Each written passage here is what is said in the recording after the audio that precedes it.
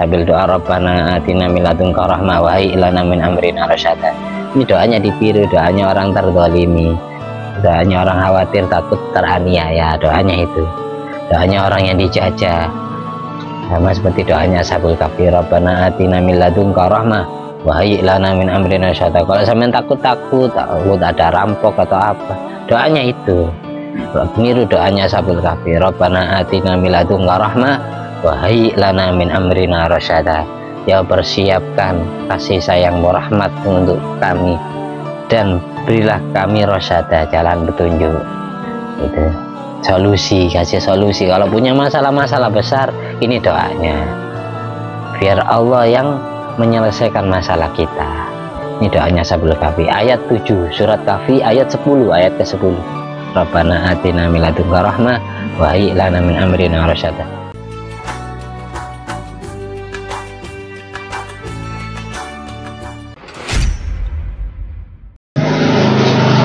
Assalamualaikum warahmatullahi wabarakatuh. Alhamdulillahirabbil alamin alladzi bi ni'mati tatimmus sholihat wa bi dzikri sholahi tatanazzalu rahmat wal barakat, wassalatu wassalamu ala sayyidi sadat sayyidina maulana Muhammadin qutbil qadat wa ala alihi wa ashabi al-anjumiz zahirat. Amma ba'du, rabbi shrah li sadri wa yassir li amri wa hlul 'uqdatam min lisani yafqahu qawli. Rabbi zidni ilma warzuqni fahma. Allahumma aftah alaina futuhal arifin waj'alna khalisatan liwajhikal karim. Allahumma rzuqna fahman nabiyyin wa ilhamal malaikatil muqarrabin.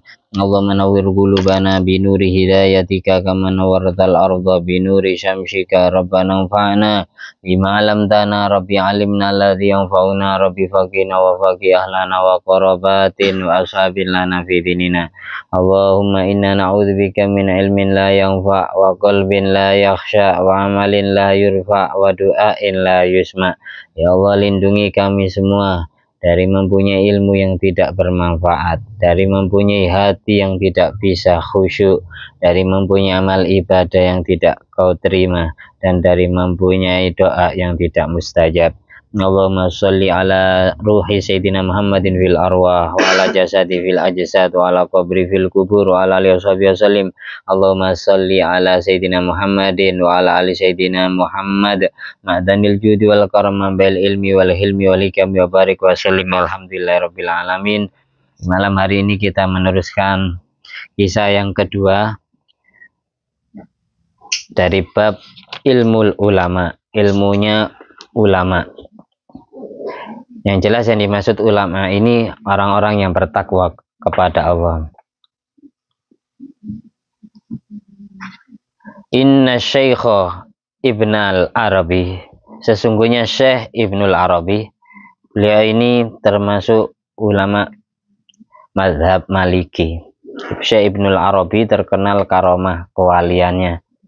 Syara'ah fi tafsiril Qur'anil Karim, beliau memulai di dalam mentafsiri Al-Quran. Fakatabatis ina mujalladan, dan beliau menulis kitab sampai 90 juz, 90 jilid.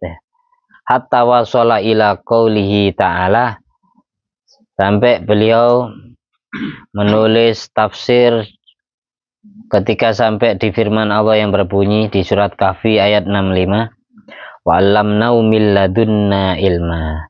Aku beri Khidir ilmu laduni, ilmu yang datang dariku, dari Allah langsung.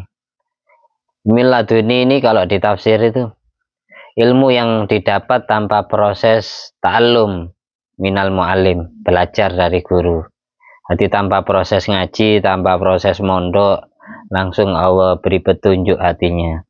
Makanya ketika Nabi Khidir ini mau pisah dengan Nabi Musa alaihissalam, setelah Nabi Khidir memberikan alasan kenapa aku melobangi perahu, Nabi Khidir memberikan alasan karena perahu ini milik fakir miskin, biar mereka mati tenggelam, karena di depan mereka ada bajak laut, ada raja yang zalim yang akan merampas dan menganiaya fakir miskin ini. Sebelum mereka dianiaya, akhirnya aku tenggelamkan mereka. Terus kenapa aku bunuh anak kecil? Karena anak itu anak kedua orang tua yang soleh. dan sangat sayang kepada anaknya. Dari saking sayang, besok kelak ini anak ini akan jadi anak yang durhaka, menyesatkan orang tuanya, mengajak orang tuanya kufur kepada Allah. Sebagai ujian bagi orang tuanya, biar sabar, belajar sabar, menerima takdir Allah, anaknya tewas. Kelak anak ini akan Allah gantikan jariah, anak perempuan, kata Nabi Khidir. Yang anak perempuan itu kelak akan nikah dengan Nabi Allah. Dari pernikahan anak gadis yang menggantikan anak yang saya bunuh itu, anak perempuan itu akan menikah dengan nabinya Allah yang melahirkan 11 nabi, 12 nabi. Ada yang bilang 40 nabi. Terlahir dari anak perempuan yang menggantikan anak laki-laki yang dibunuh oleh Nabi Khidir itu. Hikmahnya di situ. Terus cerita yang ketiga, Nabi Khidir menjelaskan kenapa aku menegakkan tembok yang hampir roboh. Karena di bawah tembok itu ada harta karun milik anak yatim, 2 anak yatim yang bernama Sorim dan Asron. Allah menghendaki anak ini menginjak usia dewasa. Dan kelak ketika mereka usia dewasa, barulah mereka menemukan harta mereka, warisan dari orang tua yang berada di bawah tembok itu. Kok seandainya tembok itu roboh, maka harta itu, harta karun itu akan ditemukan oleh orang yang zalim dan tidak akan sampai kepada 2 anak yatim itu. Nah, makanya di akhir pertemuan Nabi Khidir dan Nabi Musa itu, Nabi Khidir bilang, wa ma fa'altu an amri dzalika ta'wilu ma lam tasti alaihi sabra.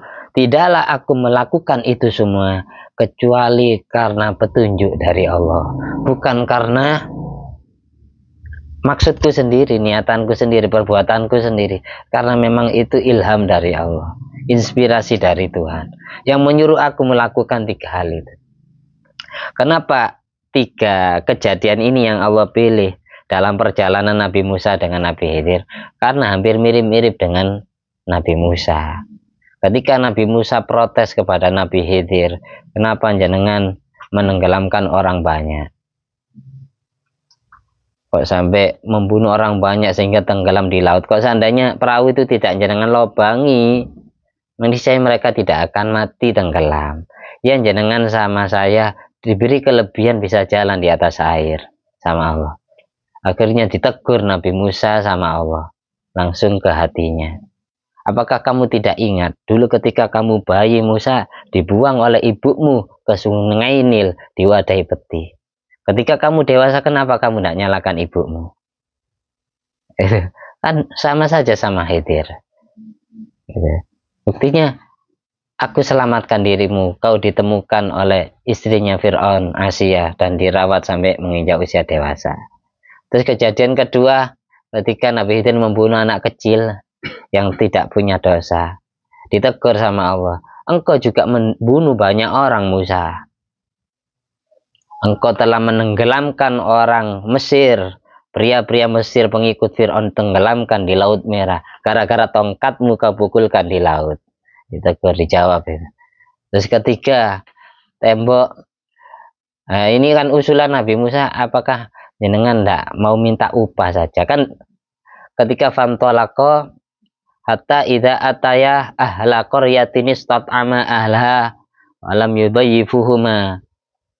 Ketika Nabi Khidir sama Nabi Musa sampai di Korea, sebuah desa, sebuah kota namanya kota Antokia.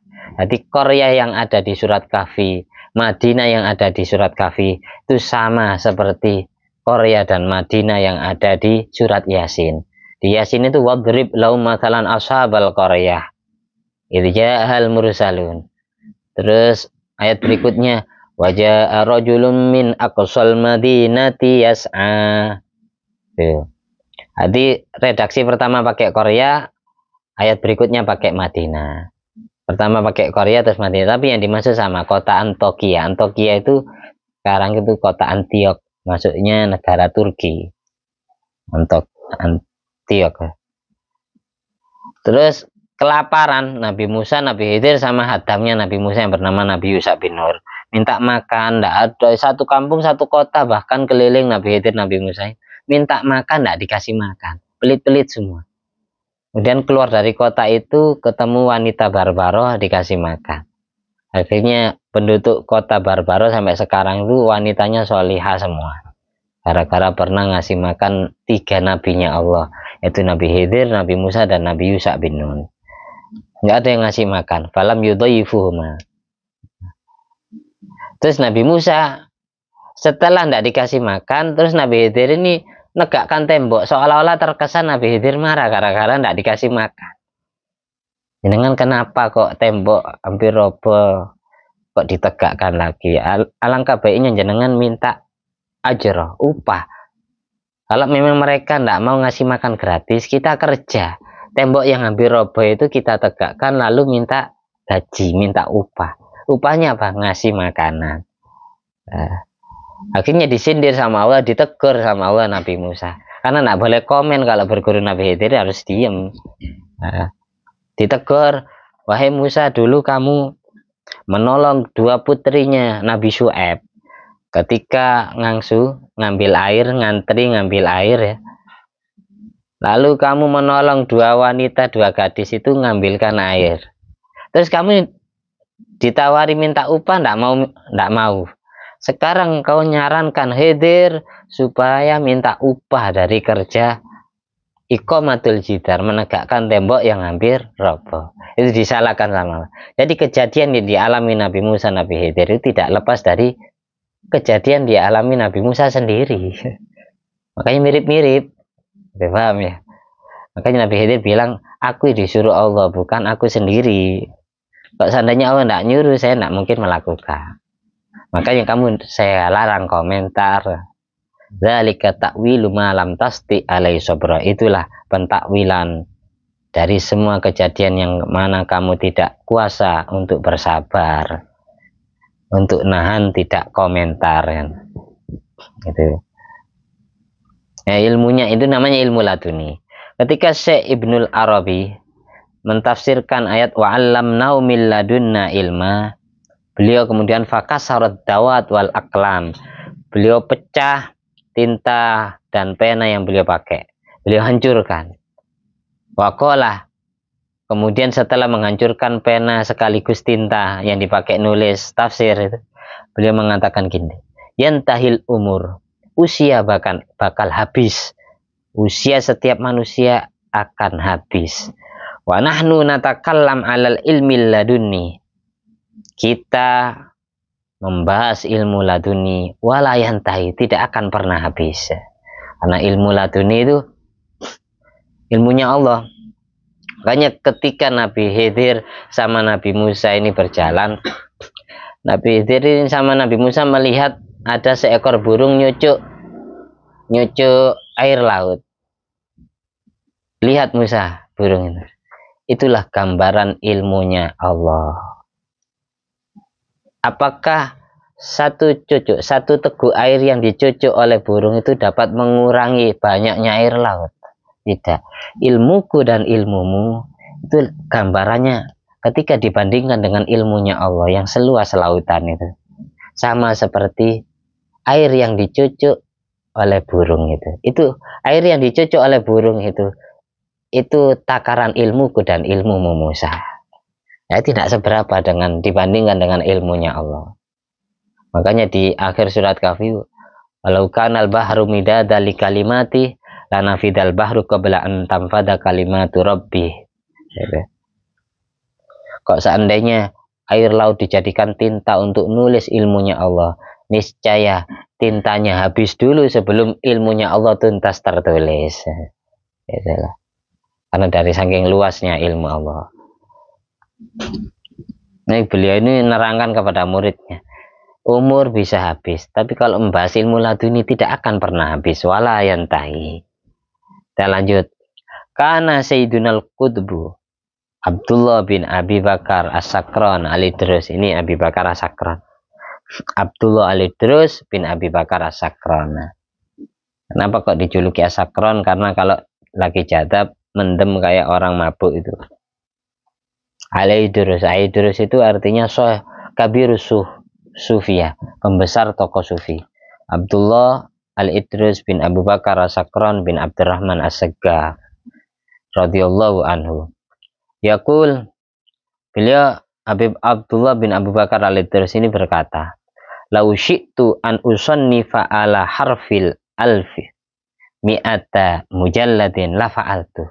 Kok seandainya aku mau mengarang kitab, mengarang ilmu 100 jilid untuk 1000 hurufnya, 100 jilid. Jadi 1000 hurufnya 100 jilid. Lafa'altu, niscaya aku lakukan. Maksudnya ini tetap tidak jauh beda dengan apa yang dikatakan Ibnul Arabi. Dari saking luasnya ilmu Allah, 1000 huruf pun bisa ditulis menjadi 100 jilid. Habib Abdul Idris pernah diuji oleh Allah menjumpai seekor anjing yang lagi kena penyakit kusta, penyakit judam. Lalu beliau tidak mau merawat anjing itu, terus ditegur sama Allah. Batinnya itu ada bisikan, ada hatif itu. Kalau kamu tidak mau merawat anjing itu meskipun najis, karena aku yang menciptakan najis, bukan salahnya anjing itu. Kalau kamu tidak mau mengobati anjing yang sakit itu, makom kewalianmu akan aku cabut. Akhirnya Habib Abdullah bin Abu Bakar Sakran ini merawat anjing itu sampai sembuh. Setiap hari terkena najis mughalladah. Gimana cara mensucikan najis mughalladah? Ada yang ingat? Kita kalau kena jilat anjing atau babi, atau meskipun tidak dijilat, tangan kita nyentuh babi yang lagi berkeringat, atau nyentuh tubuhnya anjing yang lagi berkeringat. Pokok salah satunya ada yang basah, itu najis ya, meskipun tidak dijilat. Atau tangan kita yang basah, kulit anjing atau babinya kering, itu tetap kena najis mughalladah meskipun tidak dijilat. Cara mensucikan najis mughalladah gimana? Ayo, amin jawab. Gimana Lin? Biar nak ngantuk Lin. Najis mughalladah itu apa? Najis 7 kali. Terus? Salah satunya dengan debu. Salah satunya dicampur dengan debu. Nah, memang debu itu wajib. Jadi tidak cukup hanya pakai air. Kalau di kitab Ibanatul Ahkam Saranya Bulul Maram dijelaskan, kenapa syariat mewajibkan najis mughalladah dari 7 basuhan itu, salah satunya ada yang dicampuri tanah. Kenapa? Karena di dalam najis anjing atau babi mengandung virus, mengandung wabah, bakteri yang tidak mati bakteri itu kecuali dengan debu. Kalau hanya dengan air nggak mati. Terus itu akhirnya jadi penyakit kulit, meresap ke pori-pori, akhirnya menyebar ke seluruh tubuh. Itu bahayanya najis anjing atau babi. Makanya kalau bikinan Cina-Cina itu hati-hati. Karena Cina itu pintar, beli sapi-sapi pun banyak, sapi yang pernikahan dengan babi itu banyak. Makanya ininya agak monyong kayak babi, ibunya babi, bapaknya ulin sampai sapi kan, sapi. Akhirnya lahirnya cunetan. Biar ngantuk kan, coba contoh mulai merem ya tas malah. Itu Cina itu menciptakan kayak gitu, pernikahan babi sama sapi. Itu terjadi. Terus dagingnya dibuat sosis misalnya, atau mie instan, kita kan nggak tahu. Labelnya halal kok dari MUI. MUI-nya kan nggak tahu kepastiannya. Jadi label itu kan ditanya ini komposisinya dari apa saja, dijelaskan yang halal-halal versi umat Islam. Sementara ada yang haram nggak dikasih tahu, kan bisa jadi nggak tahu. Merokok aja bisa ilegal, apalagi yang najis mughalladah kan ya. Sekedar manipulasi. Akhirnya sampai sembuh. Sama seperti kisahnya wanita pelacur bahagia nemu anjing yang lapar, terus kasih minum, itu masuk surga, dia tobat ya, masuk surga. Ada yang wanita solihah dakhalat imra'atun annar fi hirratin. Wanita solihah gara-gara nyiksa kucing hewan suci wadah, dikurung, nggak dikasih makan sampai mati, dia masuk neraka. Meskipun yang dibunuh kucing, karena itu makhluk Allah. Tetap anjing pun makhluk Allah. Makanya katanya Mbak Mimun Zubair itu jangan terlalu benci kepada anjing. Tidak enak sama Ashabul Kahfi. Karena satu-satunya anjing yang masuk surga adalah anjingnya Ashabul Kahfi. Kalau di kitab Hasyiatul Bajuri itu di bab najasa saya baca itu, anjingnya Ashabul Kahfi itu kenapa masuk surga? Ada pendapat ulama yang mengatakan memang Allah ciptakan suci. Yang kedua ada yang berpendapat ulama fikih itu aslinya najis. Terus sebelum dimasukkan ke surga sifat najisnya Allah hilangkan. Tapi kalau di kitab Hasyiatus Sawi, ketika Ashabul Kahfi itu Mixelimina tamliho martunus nainus sarilus dununus palistatusnya kismir itu dikejar oleh Raja Dakyanus, Raja Romawi yang lalim itu.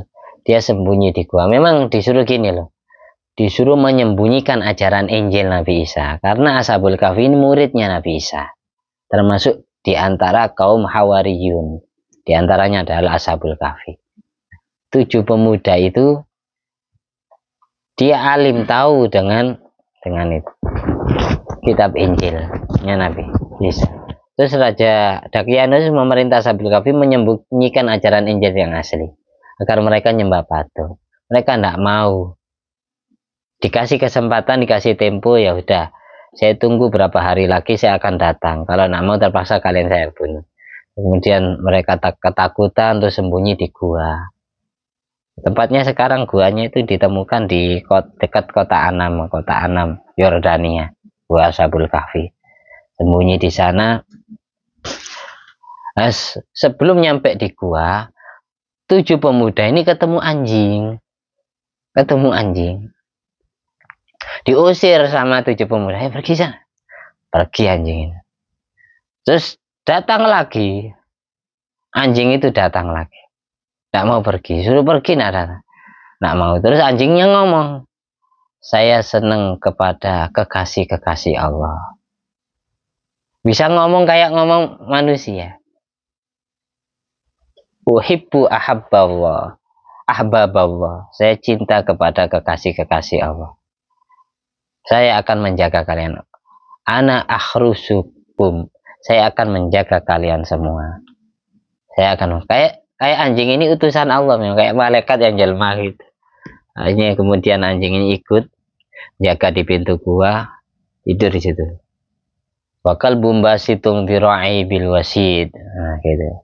Anjingnya tidur sampai tinggal tulang belulangnya karena 309 tahun. Ketika mendengar berita, Raja Dakyanus tahu kalau mereka dicari-cari ternyata sembunyi di gua. Akhirnya sengaja Raja Dakyanus menutup pintu gua biar gua menjadi kuburan Ashabul Kahfi itu.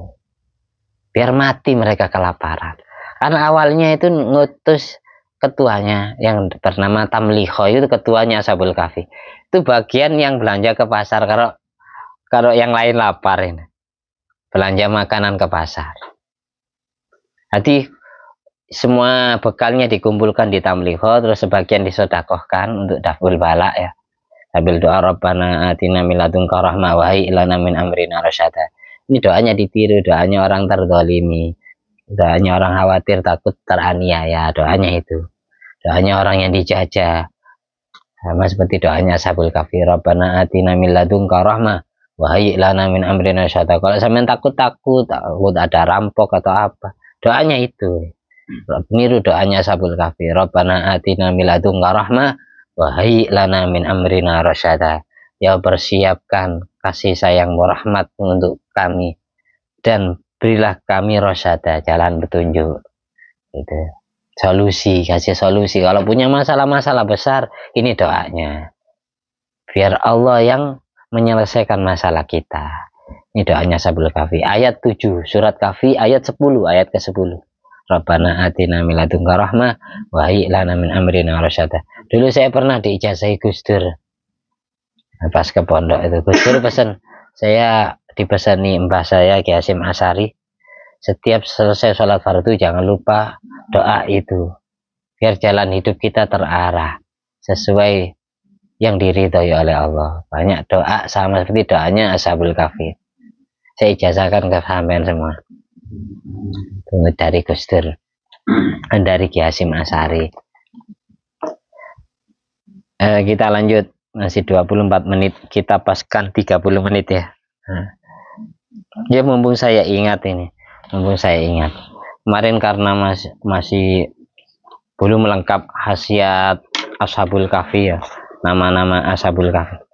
Ya ini dijelaskan, wa alam annau ukhtulifa fi Ashabil Kahfi hal matu wa dufinu. Ulama beda pendapat apakah Ashabul Kahfi, pemuda-pemuda Kahfi. Oh ya, karena ceritanya belum selesai tadi. Setelah ditutup pintu gua, tujuan Raja Dakyanus biar gua jadi kuburan mereka, biar mereka mati kelaparan. Ternyata setelah dapat 309 tahun,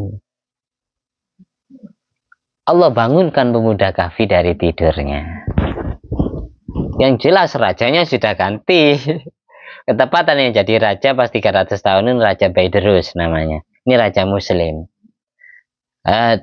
Ada dua pemuda, dua laki-laki yang beriman, yang tinggal seistana dengan Raja Dakyanus yang kafir tadi itu mencatat sejarah Ashabul Kahfi, ditulis di tinta timah. Lalu sejarah Ashabul Kahfi ini yang ditulis bukan hanya, kenapa namanya kok sampai viral ini, sampai datang era-era Islam ini, karena ada yang nulis sejarahnya Ashabul Kahfi. 309 tahun yang lalu ada dua pria yang menyembunyikan imannya, karena ada sebagian yang terang-terangan tidak mau ikut Raja Dakyanus, ada yang pura-pura mau.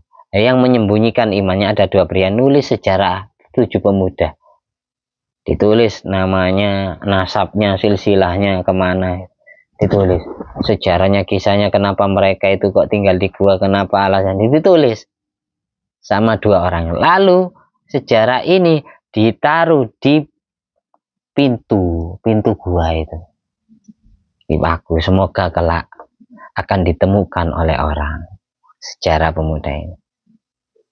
Kemudian ketika di era Raja Baidrus, raja yang muslim itu, ada orang ya datang ke gua itu, membongkar pintu gua, mau dijadikan itu puing-puingnya dijadikan untuk kandang hewannya. Ternyata setelah jebol pintu gua, ada 7 orang ada di dalam gua, sehingga mereka takut. Duh, kok ada orang di dalam gua gitu. Setelah pintunya jebol, ini takut, lari orang ini. Laporlah kepada orang-orang, cerita dari mulut ke mulut sampai didengar oleh Raja Baidrus. Akhirnya si Tamliho tadi melihat pintu gua bolong, suruh belanja karena bangun tidur, suruh belanja makanan sama teman-temannya. Setelah di sana uangnya sudah tidak laku, 309 tahun mata uangnya ya sudah ganti. Akhirnya ditangkap sama orang-orang, disergap. Akhirnya si Tamliho cerita ke Raja Baidrus, saya punya teman 6 di gua, Raja. Saya ini sebenarnya ini raja siapa? Nah, Raja Baidrus. Saya dulu dikejar-kejar sama Raja Dakyanus. Akhirnya tidak percaya, masa masih hidup? Bukankah kalian sudah mati? Memang sudah berapa tahun? Saya ini raja generasi sudah dapat 3 abad. Nah, mungkin kalian tidak percaya, monggo datang ke gua. Akhirnya disamperin, ternyata beneran ada. Dan di situ ada sejarah yang ditemukan. Terus kemudian barulah, kan ini rakyatnya Raja Baidrus tidak percaya kalau ada hari kebangkitan manusia dari alam kubur.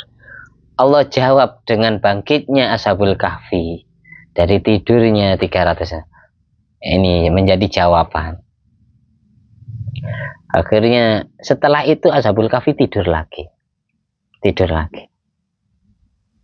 Terus diistimewakan, terus dimimpi Raja Baidrus, jangan diistimewakan, biarkan kami tidur.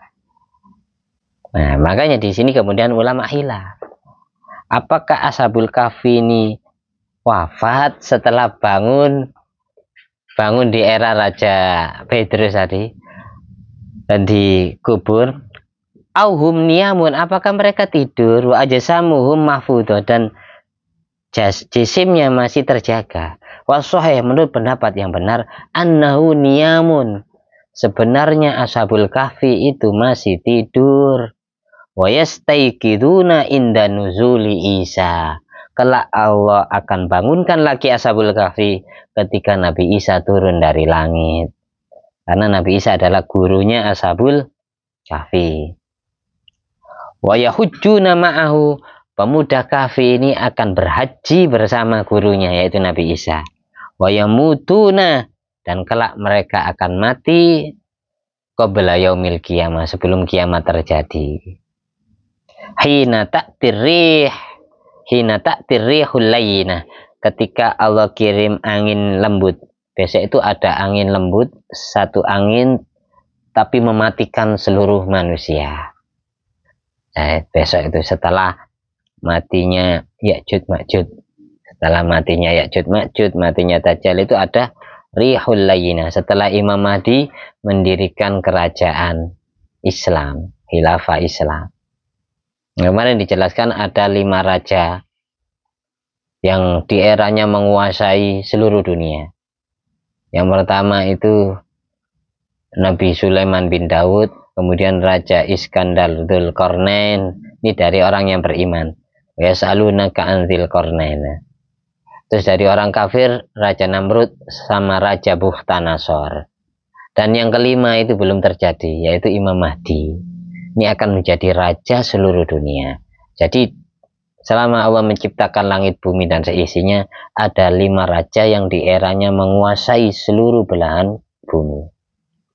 Nabi Sulaiman, Raja Iskandar Dzulqarnain dari orang yang beriman, terus Raja Namrud, rajanya Nabi Ibrahim yang bakar Nabi Ibrahim, terus Raja Bukhtanasor, eranya sebelum Nabi Musa, sesudah Nabi Sulaiman. Raja Bukhtanasor, raja yang mencuri permata-permatanya Masjidil Aqsa, itu Raja Bukhtanasor. Terus yang terakhir Imam Mahdi, ini akan dilantik menjadi khalifah Islam, khilafah Islam setelah matinya Ya'juj Ma'juj. Baru situ ada rihul layyinah. Kama qala sallallahu alaihi wasallam, sebagaimana Nabi pernah bersabda, la yahujjanna Isa ibnu Maryam wa ma'ahu ashabul kahfi. Kelak Nabi Isa akan berhaji bersama ashabul kahfi, 7 pemuda kahfi. Fa innahum lam yahujju ba'du, karena ashabul kahfi belum pernah haji sesudah itu, dan ashabul kahfi tidak pernah haji sesudah haji bersama gurunya Nabi Isa. Zakaru ibnu Uyainah, yang menuturkan cerita ini dan hadis ini adalah Imam Sufyan ibnu Uyainah. Ini gurunya Imam Syafi'i, Imam Muhammad bin Idris Asy-Syafi'i. Wa fi riwayatin, dalam satu riwayat, maktubun fit Taurat wal Injil, tercatat di dalam kitab Tauratnya Nabi Musa dan Injilnya Nabi Isa, ada tulisan gini: Inna Isa bin Maryam Abdullah wa Rasuluh. Sesungguhnya Isa bin Maryam adalah hamba Allah dan Rasulnya Allah, bukan Tuhan. Wa annahu yamurru birruha hajjan wa mu'tamiran. Dan kelak Nabi Isa itu akan lewat di Rauha dalam keadaan haji dan umrah. Wa jama'allah lahu dzalik. Allah kumpulkan Nabi Isa bersama muridnya. Fa ja'alullah hawariyahu hawarihi ashabil kahfi, ashabal kahfi warraqim. Allah jadikan kaum hawari, santri-santrinya Nabi Isa, ya termasuk ashabul kahfi warraqim, fayamurruna hujjajan, lewat bersama gurunya dalam keadaan berhaji. Fa innahum lam yahujju wa lam yamutu, karena ashabul kahfi belum pernah haji dan belum pernah mati. Ini hadisnya. Ini di kitab Taurat dan Injil. Kalau tadi hadisnya, tadi ashabul kahfi menurut pendapat yang sahih, ashabul kahfi belum mati, tidur lagi setelah bangun di zaman Raja Baidrus. Sekarang kita bahas 9 khasiat, 9 manfaat nama ashabul kahfi menurut sahabat Abdullah bin Abbas.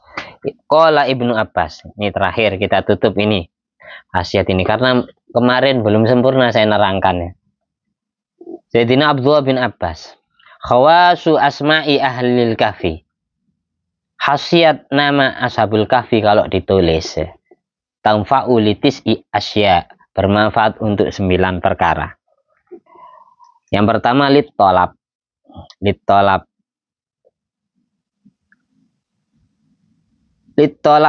wal harob. Yang pertama litolab wal harob, untuk mencari sesuatu dan lari dari sesuatu.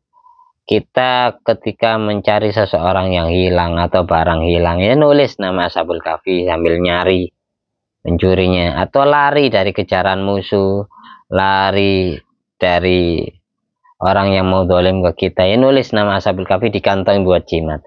Atau litolabi termasuk buat nagih hutang, nulis nama Ashabul Kahfi, datangi orang yang itu biar ndak lelet ya, biar nyicil ya. Jadi litolab wal harob yang pertama, untuk mencari, untuk nagih, dan untuk lari. Manfaatnya itu katanya Abdul bin Abbas langsung ngaji ke Rasulullah. Yang kedua, litif ilharik, untuk memadamkan kebakaran. Caranya gimana kalau untuk memadamkan kebakaran? Tuktabu ala khirqatin, ditulis di kain ya. Waturma fi wasatin nar. Alhamdulillah. Yahdikumullah yuslihu balakum. Lalu kain yang sudah ditulisi nama Ashabul Kahfi ini dilemparkan ke tengah-tengah api. Tadfa'u biiznillah, maka apinya akan padam dengan izin Allah. Jadi kalau ada kebakaran itu langsung nulis nama Ashabul Kahfi, dilemparkan biar cepat padam dengan izin Allah. Terus yang ketiga, fadilah keutamaan nama Ashabul Kahfi, dibuka ittifal wal humal musallasa, untuk tangisan anak kecil dan demam terus-terusan.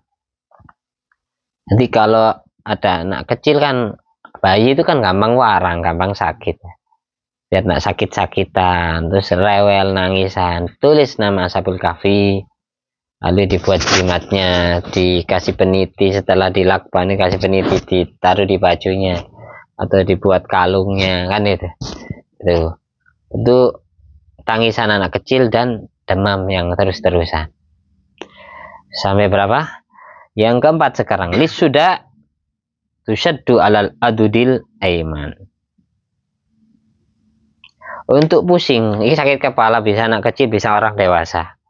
Setiap kita demam atau sakit kepala, flu, pilek, pusing ya, itu nulis nama Ashabul Kahfi, lalu diikat di lengan tangan bagian kanan, lengan atas bagian kanan.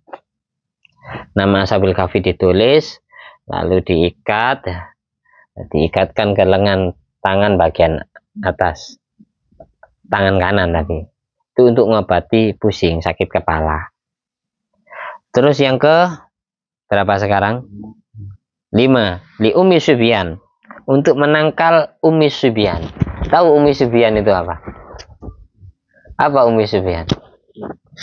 Jin perempuan, kuntilanak, ibunya anak kecil. Biasanya sering goda-godain anak singgasawan, atau yang menghambat ibu hamil bisa ndak hamil karena spermanya laki-lakinya ndak pernah masuk ke rahim istrinya karena dimakan sama itu Ummi Subyan itu.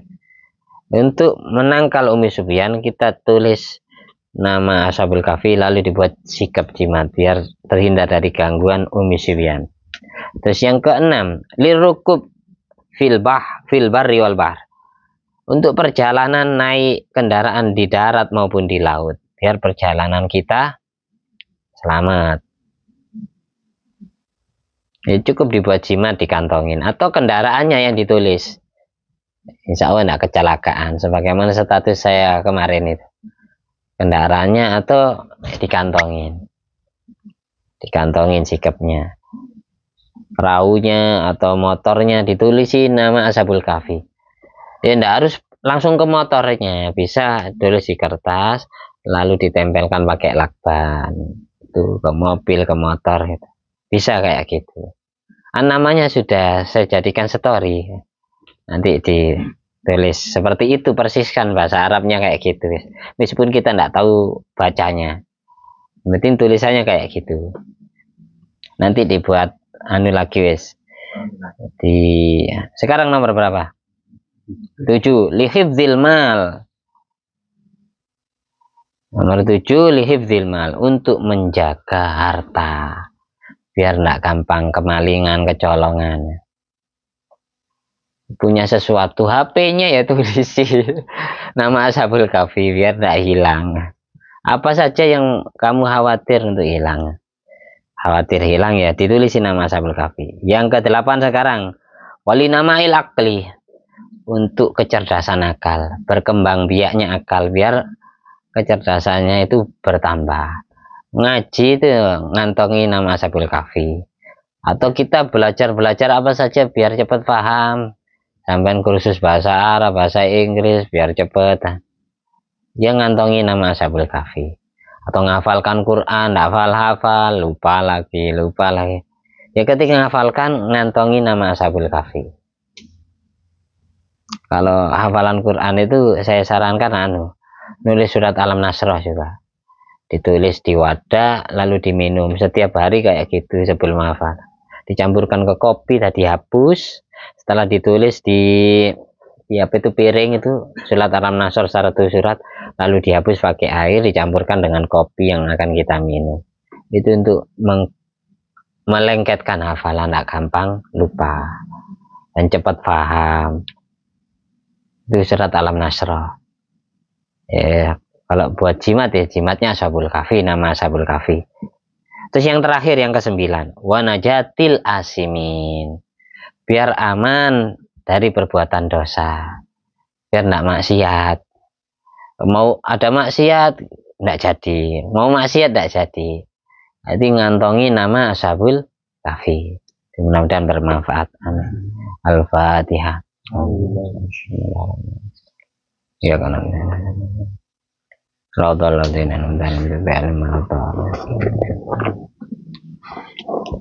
Alhamdulillah alladzi at'amani hadzal ilma wa razaqani min ghairi haulin minni wala quwwatin. Allahumma shalli ala sayyidina Muhammad wa ala sayyidina Muhammad bi fadli subhana rabbika rabbil izzati amma yasifun wa salamun alal mursalin walhamdulillahi rabbil alamin. Fadli subhanakallahumma wa bihamdika asyhadu an la ilaha illa anta astaghfiruka wa atubu ilaik. Wassalamualaikum warahmatullahi wabarakatuh.